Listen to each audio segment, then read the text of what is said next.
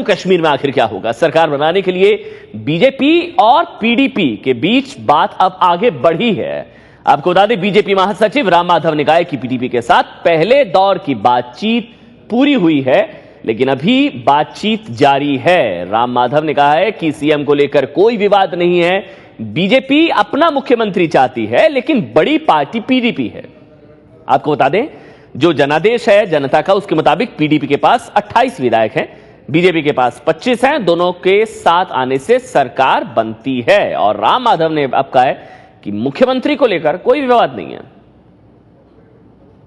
I would say so far our preliminary discussions with the leaders of the parties have been quite positive.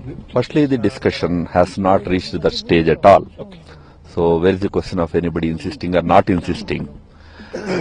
Discussions are at a very preliminary stage, whether we can come together, work together.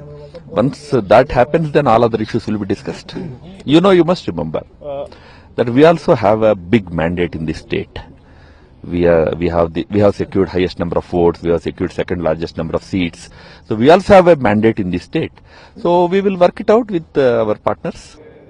तो preliminary जो चर्चा है, जो शुरुआती चर्चा है, वो इस वक्त चल रही है और वो पॉजिटिव है। लेकिन हो क्या रहा है जम्मू कश्मीर में?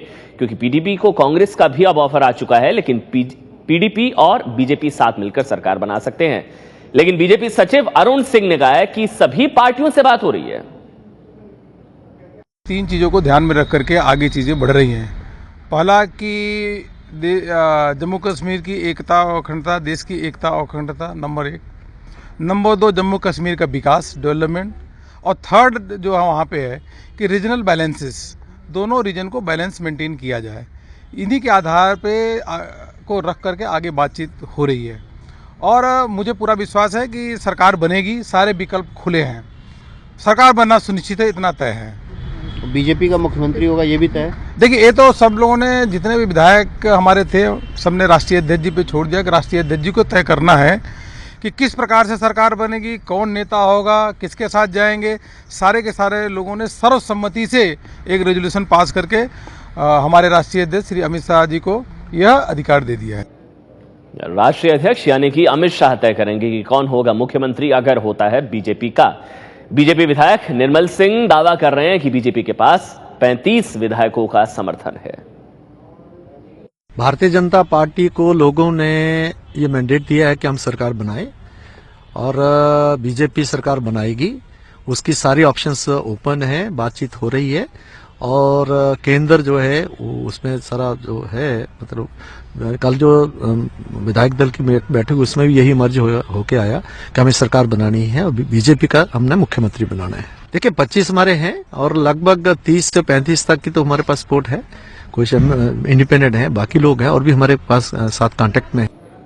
तो बीजेपी का मुख्यमंत्री होगा, ये बीजेपी की तरफ से बार बार दावा किया जा रहा है। लेकिन बीजेपी और पीडीपी की नजदीकियों को देखते हुए कांग्रेस के सलमान सोज ने पीडीपी को समर्थन का ऑफर दे दिया है। सोज ने कहा है कि जनादेश पीडीपी को मिला है, सबसे बड़ी पार्टी पीडीपी है 28 सीटों के साथ, सरकार उसे बनानी चाहिए, कांग्रेस उसे समर्थन देने को तैयार है। पीडीपी ने अभी तक साफ नहीं किया है कि वो क्या करने वाली है।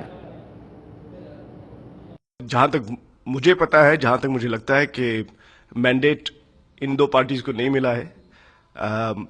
इस बार सिंगल लार्जेस्ट पार्टी जो है वो तो पीडीपी है, और पीडीपी की रिस्पॉन्सिबिलिटी बनती है कि वो गवर्नमेंट फॉर्मेशन में लीड ले।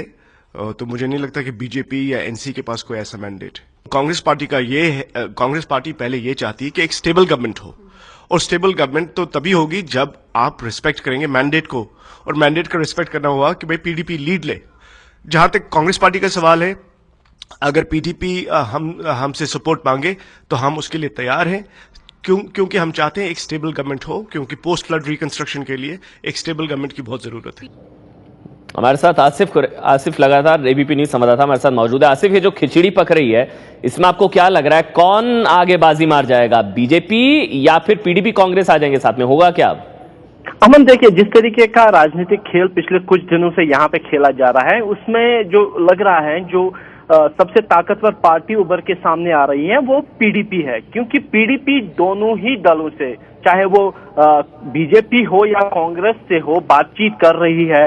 और दोनों ही दलों से जहां से उनको सबसे ज्यादा फायदा होता हुआ दिखेगा वो उन्हीं की तरफ जाएगा। क्योंकि जहां तक पीडीपी के पैटर्न मुफ्ती मोहम्मद सईद के बारे में कहा जाता है कि वो एक हार्ड टास्क मास्टर है, काफी सुलझे हुए पॉलिटिशियन है, काफी तजुर्बा है उनको, और वो नेगोशिएशन को। आसिफ, एक सवाल है आपसे कि अगर बीजेपी एनसी के साथ जाएगी तो हो सकता है बीजेपी का मुख्यमंत्री हो, लेकिन अगर बीजेपी पीडीपी के साथ जाएगी तो फिर कैसे होगा? क्योंकि 28 सबसे बड़ी पार्टी तो पीडीपी है ना। बिल्कुल, देखिए अमन, यहाँ पे वही बात सामने आ रही है कि यहाँ पे सवाल बीजेपी का नहीं, सवाल पीडीपी का उठ रहा है। क्योंकि पीडीपी वही करेगी जहां से उनको सबसे ज्यादा फायदा होता हुआ मिलेगा। क्योंकि बीजेपी ने पहले ही साफ कर दिया है कि बीजेपी मुख्यमंत्री अपना चाहेगी, बाकी पार्टी उनका समर्थन करे, और इसीलिए अब तक पीडीपी की तरफ से कोई भी प्रतिक्रिया सामने नहीं आ रही थी। लेकिन कल शाम को उमर अब्दुल्ला की तरफ से एक ट्वीट सामने आया जो कि उनकी पार्टी में लगभग एक बगावत सी हो गई थी, जो बातचीत चल रही थी उनकी बीजेपी के साथ। तो उसके बाद उन्होंने साफ कर दिया कि बीजेपी के साथ उनके पार्टी का कोई भी गठजोड़ नहीं होगा, कोई भी बातचीत नहीं चल रही है और किसी से नहीं मिले। यानी नेशनल कॉन्फ्रेंस ने अपने आप को सरकार बनाने की पूरी कवायद से ही अलग कर लिया, और उसके बाद से ही जो है बीजेपी और पीडीपी की दोनों ही सामने आई है, खुल के इस बात को स्वीकारा है कि दोनों पार्टियों में बातचीत हो रही है, नेगोशिएशन हो रहे हैं, और पहले दौर के नेगोशिएशन पूरे हो गए हैं, और अगले कुछ घंटों में या एक आध दिन में ये तय हो जाएगा कि दोनों पार्टियां सामने आएंगी कि नहीं। लेकिन और इस बीच कांग्रेस की तरफ से ऑफर आ गया। बहुत बहुत शुक्रिया आसिफ कुरैशी, ये तमाम जानकारी हम तक पहुंचाने के लिए। इस बीच कांग्रेस ने ऑफर कर दिया है कि पीडीपी सबसे बड़ी पार्टी है 28 विधायकों के साथ, तो फिर दावा पेश करना चाहिए पीडीपी को। अगर पीडीपी इस तरह से दावा पेश करती है 28 विधायकों के साथ, तो कांग्रेस के अगर 12 साथ में आ जाते हैं तो फिर होते हैं 40, लेकिन फिर भी 4 कम, क्योंकि बहुमत का आंकड़ा 87 विधानसभा सीटों में है 44।